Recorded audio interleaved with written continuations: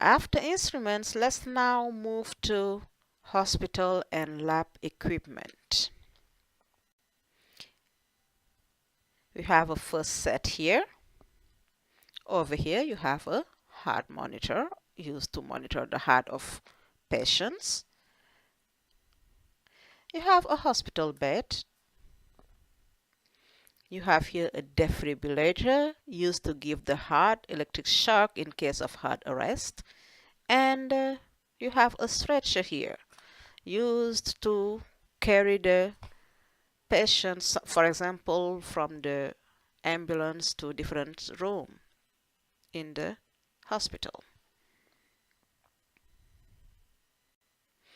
And as I said here, we have two types of carts here. We have a glassware cart used to carry the glass instruments, and you have the chemical cart used, of course, to carry chemicals.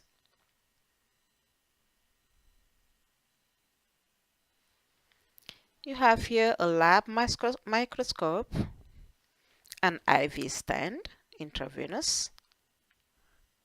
You have a centrifuge here used to separate particles in the liquid in test tubes. And you have an injection stand here, usually used to stabilize the patient's arm in the correct position when you are taking a sample of blood, for example.